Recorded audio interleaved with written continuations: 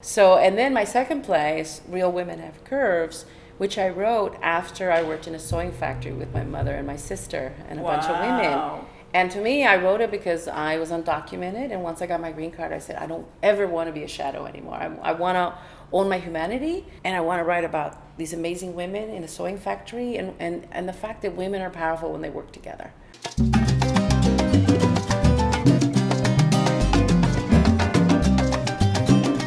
Thank you so much for joining us. I'm Lydia Nicole, your Common Sense Mamita.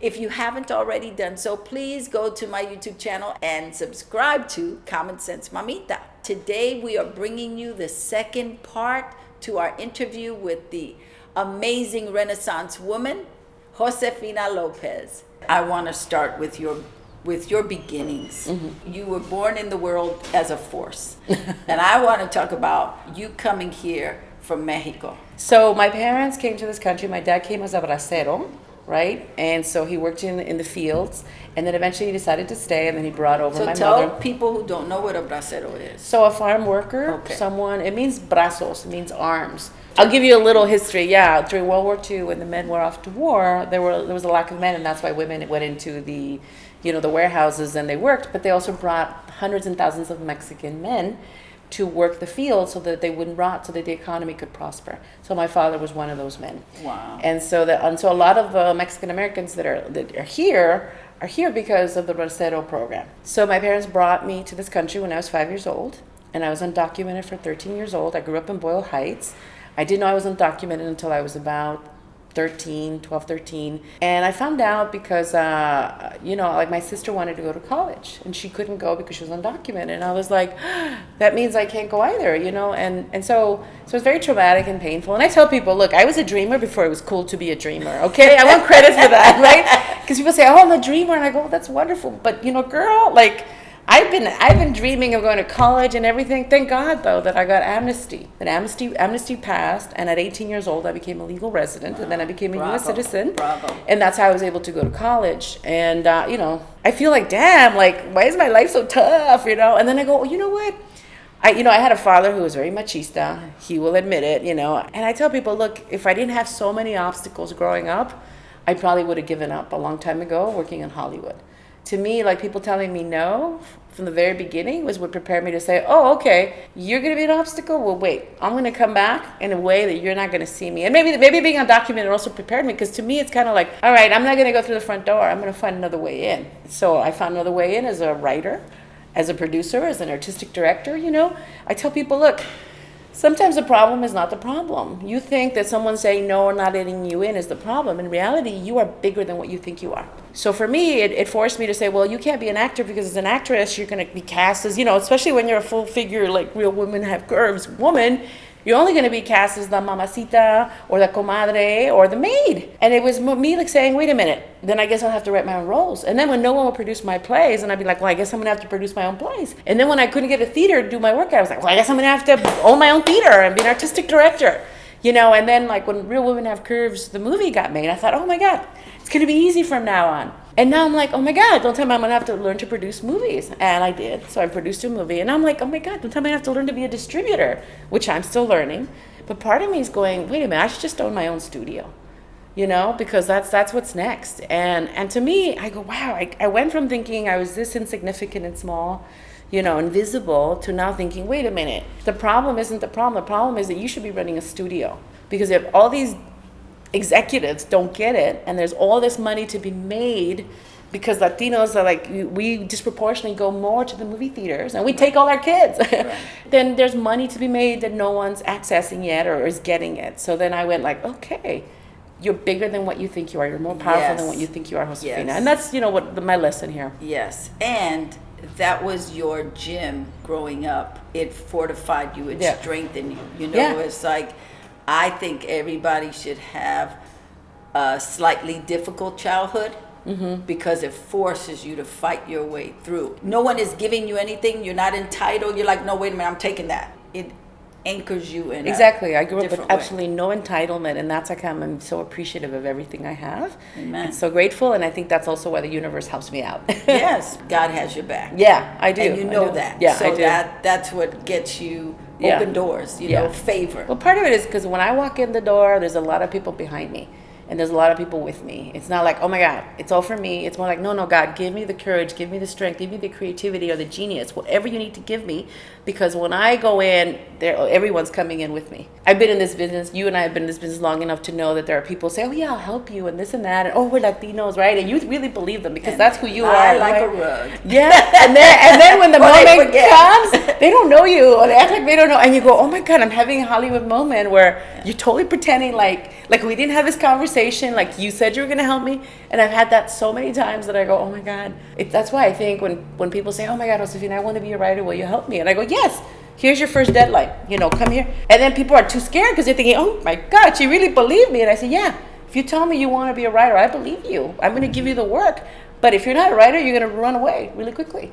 So that's the time I tell, no, don't tell me about your dreams because I believe you. If you're gonna sabotage yourself, well, that's on you. I'm gonna hold but it's you not to gonna the be fire. it's not gonna be me that's gonna hold you back. I'm gonna tell you the tools and all the work you got to do because that's what I had to do.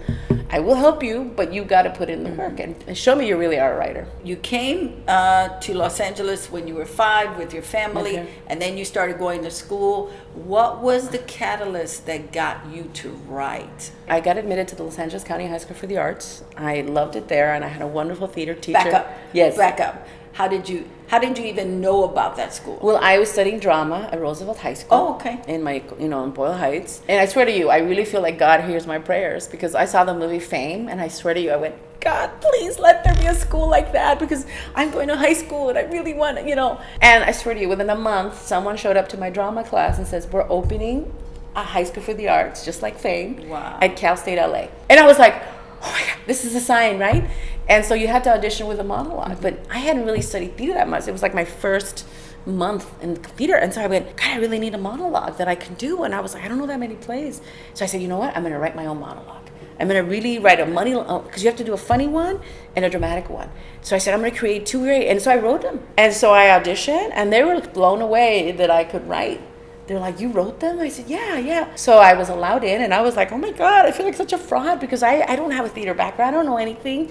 But I did really well. And what really did it, and I've shared the story so many times, and I love sharing the story, is that we were doing chorus line, right? And in chorus line, we had to wear leotards. And I was like, like a big girl. I'm still like pretty much the same size. And I was like, okay, I can't wear a leotard, So I decided to wear shorts, right? So my theater teacher, she said, why are you wearing shorts? You're supposed to wear leotards, right? And I said, well, it's because, I don't feel comfortable showing my body. And she goes, okay. She goes, I just want to make sure, because she knew I was undocumented. She said, I just want to make sure it wasn't because of the money, because I want to give you the money if that's. I said, no, I just have to ask my parents for the money. But part of that is I just feel ashamed of my body. I was 18 years old, and she said, I've been wanting to talk to you about this. The dance teacher and I think you're so talented. We really believe that someday you could play Juliet and Lady Macbeth, and you have that kind of range. Not a lot of people have that range, but no one will ever cast you as the ingenue, as the lead, if you're not thin. And I was like, I was always afraid that someone was going to tell me that. That's why I hesitated becoming an actor, studying theater. But it was great that she finally told me this, because in that moment I went like, oh. Because I always, growing up, I thought, oh yeah, you have to be white and beautiful in order to be an actor. How dare I think that I could be, So when she told me that, I was like, started crying, and she said, no, I'm not telling you because I think you should do this. I just want to tell you that, unfortunately, we live in a world where all the men write these roles, and they all want thin women, I guess, that they could rescue and take, they could be the heroes. So that she and I got upset, and I said, well, why does it have to be that way? I said, well, I guess because men do all the writing. And I said, well, I got really angry, and I was like, well, it should be that way. Because you know what?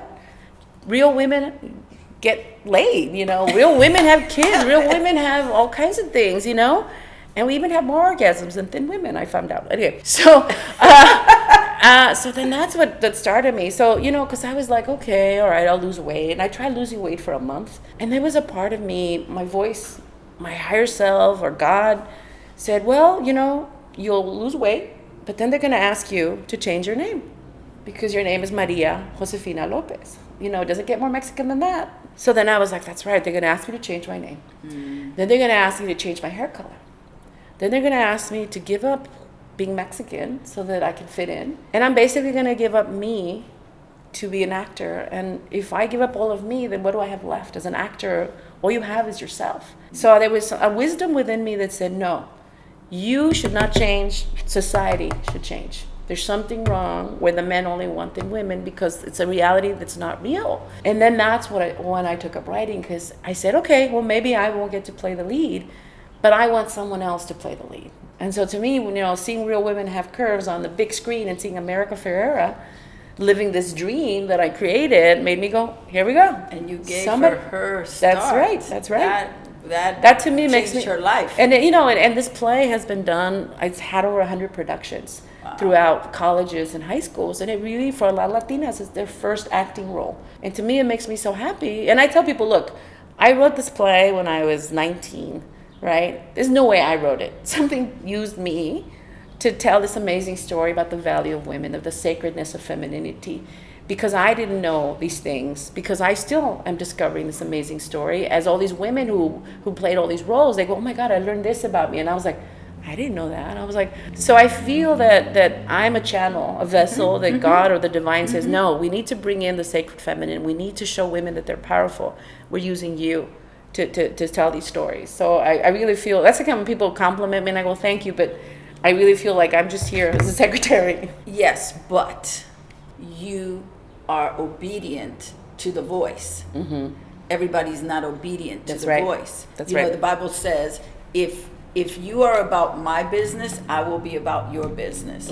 And because you are about God's business, I mean, what you're doing is God work. However way you want to call God, it's God work. Yeah. And it's like to say, okay, Lord, what do you want? How do you want me to do it? I'm writing it down. Well, yeah, you know what? And I've done that with a lot of plays. I wrote a play about a woman who's dying, and she works at a nursing home. And with the assistance of a cat who guides her, she finds people who want to die, who want to give her money for her surgery because she's dying. But because her hours were cut and she became part-time, she lost her health insurance. Wow. So then all these people say, I'll give you this money if you help me die, because I'm ready to go. And she's like, oh.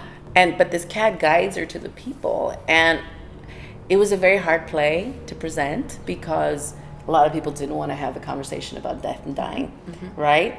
So I like most of the male audiences did not want to didn't like it. The female audiences were like, oh my God, okay, all right. But I remember thinking, okay, God, you wanted me to write this play, and yes, everyone wants applause, but sometimes you go, no, sometimes you have to say something that's very hard and painful, and you have to be the person to say, look, I'm the messenger, and you may not like what I'm saying, but this is a conversation we need to have about how we die and about transcending the illusion of death and separateness and all that. And so sometimes you go, oh God, you put me in this, I've had to do stuff that I go, God, really? Okay, let me be the bad guy in the story, but I have to get this information out there. And people may hate me or hiss at me, but I'd be like, well, I had to be the one to take the blow, but I'll do it. So you got this epiphany in high school of you being able to write, to give other women the voice that was not out there. And so now you're... and here's the thing. I set out to tell my story because I don't speak for all Latinas, because I've heard some Latinas say, well, you don't speak. I go, I just want to tell my truth. And if you identify with it, great.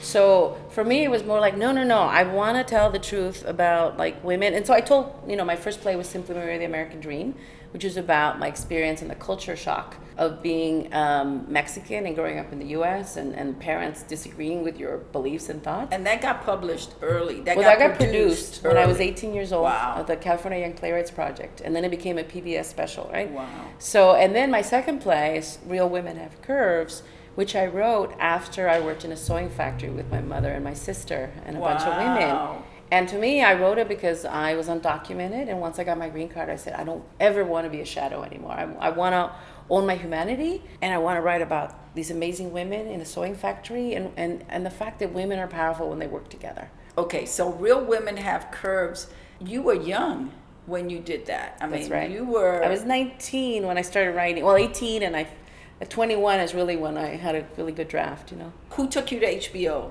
So it was a long journey because the play premiered in San Francisco at the Mission Cultural Center in 1990. Wow. And then I got a call from a producer at Warner Brothers.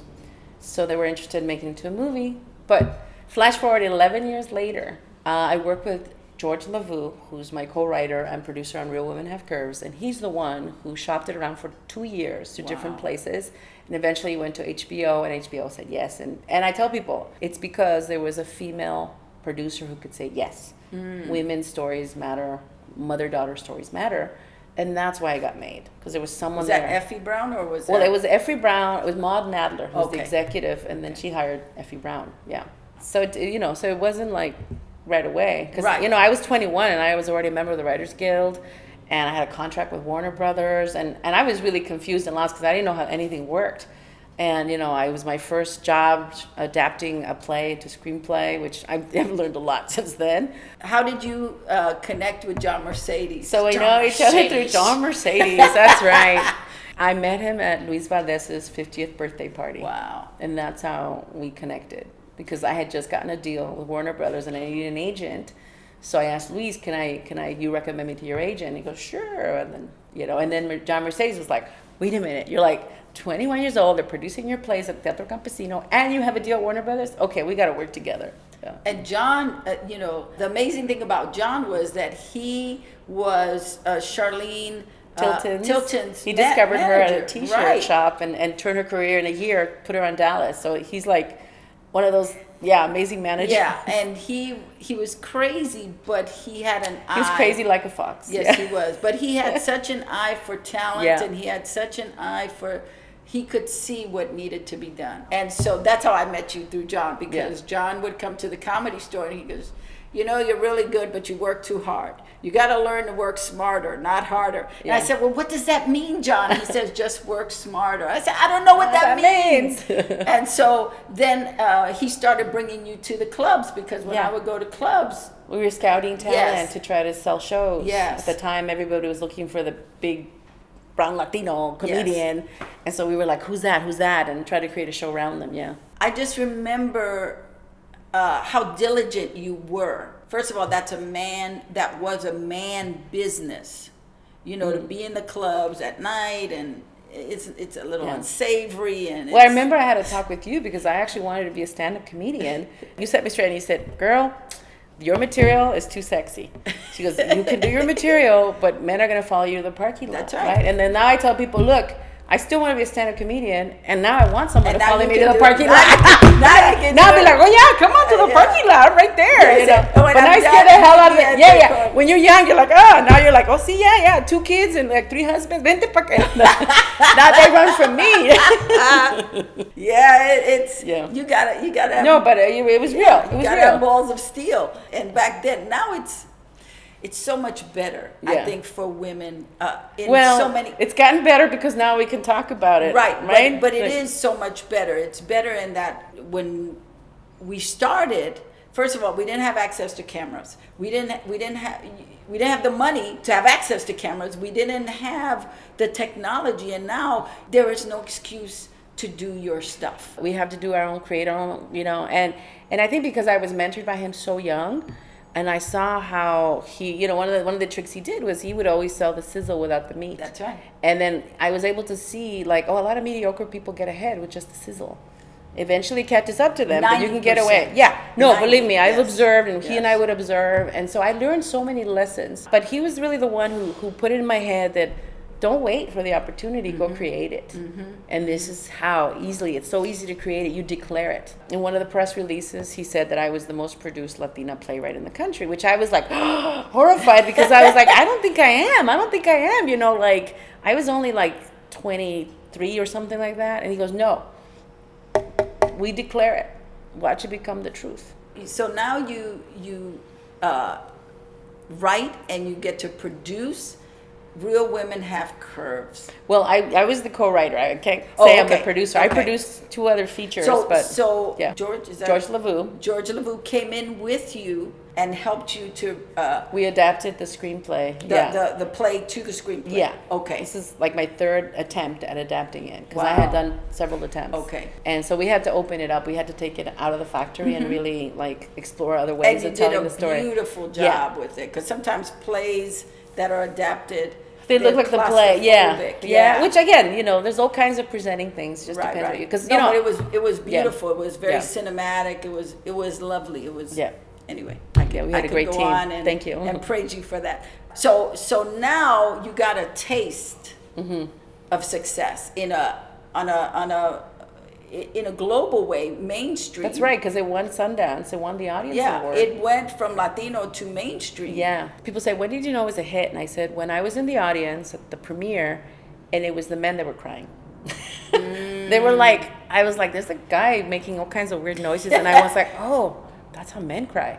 Like, it really hit me that there were a lot of men who stood up and said, this is my story. Where it transcended gender. And I went, oh, it's about all of us being judged for the way we look instead of our soul, instead of who we really are. And also about everybody wants their parents' blessing, and sometimes we don't get it, but we still have to become adults, you know. And I remember sitting there and go, oh my God, something is really happening.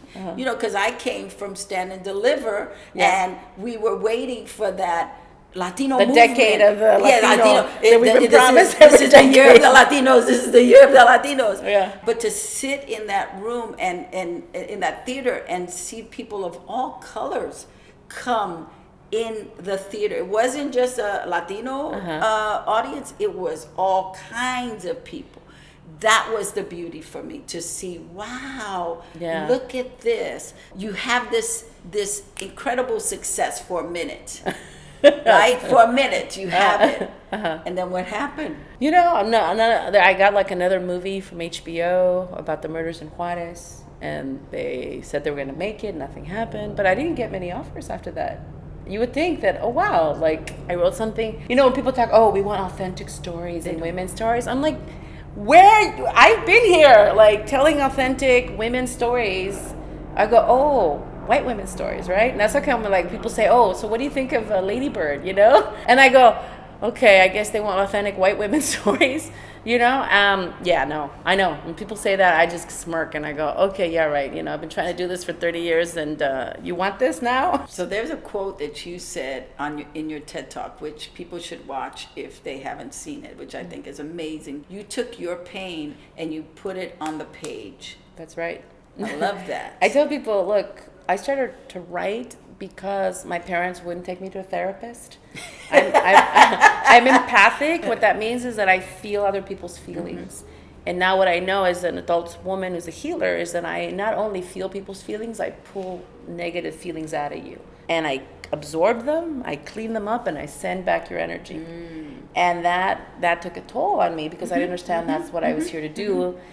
So for me, writing was the way I was able to channel all that pain, because it wasn't just my pain, it was my family's pain, people's pain. And what I do, I said, people, look, I took up the pen so I wouldn't take the knife and cut my own wrists because I was suicidal. I suffered from depression. I've done a lot of spiritual work, and I know that it wasn't just depression. It was also like attention deficit disorder that was undiagnosed, which is connected to the spiritual connection I have, but also a little bit of OCD.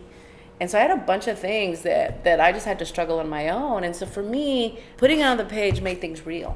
Because what happens was when you're suffering, people deny your pain, right? People say, oh, you're just overreacting. Or like with racism, you feel the impact in you. But people say, oh, you're overreacting. It doesn't happen. It does, you know, thank God for all these cameras that are capturing all the racism that our body took the punches, emotional punches and spiritual punches, but people deny it. And when you put it on paper, it becomes real. It becomes like, no, I'm not crazy. No, I'm not overreacting. No, I'm not this crazy, fucked up person that you want to dismiss me as. I am a feeling human being, and anger is the proper response to being oppressed. And you also make a comment in that TED Talk, which is art is a safe way to be outraged. To express out your outrage, yeah. Yes. Exactly. I love that. To me, you know, I thought I was an artist, and I realized, oh, art is the way we make things whole again. Because trauma is what divided you, separated you, caused you to leave your body or to feel disconnected and broken. But art is the attempt to make things whole again. And that's why when you paint something and you take all these broken pieces of yourself, you are psychologically playing in the unconscious mind, but you're making things whole. You know, everything that art does is about saying, look, nothing is disconnected or divided or broken. It's actually already whole. It's the illusion. And by doing art, you kind of chip away at this delusion and illusion of separateness. If you're being true to the art, you are bringing good medicine. Yeah, art is medicine, Yeah, honestly. yeah. But art is the safe way that we Yeah. allow this experience to be, because Western culture has totally robbed us of so much of our humanity and so much of our healing ability. And the shamans and all these people who were revered in tribes and communities, they got rid of them. So they're Yes. disguised as artists. Right, right. Yeah. And you are a chef. And yes, I studied at Cordon Bleu. Wow. Which my sisters still can't get over it, because they used to make fun of me because I didn't cook. Like, I could do anything, but cooking is like, eh. And then I said, okay, I'm gonna go to Bring it. I was living in Paris, and I said, you know what, I'm gonna go get a degree. I'm gonna go become a chef, at Cordon Bleu. And so I did that, and I also wrote a novel called Hungry Women in Paris. And so it was my way of learning cuisine, but also totally diving into this world of the senses, and writing a book about it. So what is one of the things that you got from Cordon Bleu that really changed you? I loved feeling alive, because when you have ADD, you always feel bored because you're disconnected in many ways from your body. But when you're cooking, you can feel like the smell, and you can touch the food, and I felt so alive. So for me, and the adrenaline rush of making food really quickly and someone judging you, it's such an intense experience that it was my ADD, adrenaline, addiction, So that's what I love. But I also love sauces. I love the way things live in my mouth, and there's a journey in my mouth. To me, it's a real visceral experience that a lot of people may just eat, but I'm like, oh no, I can the other thing is, because I'm empathic, it's like when I drink wine, I can see where the wine came from. I can see so many images. So for me, food is something that's so inspiring. Thank you so much for joining us. That's all we have for you today. If you haven't already done so, please subscribe to our YouTube channel, and please donate to Josefina's organization, casa0101.org.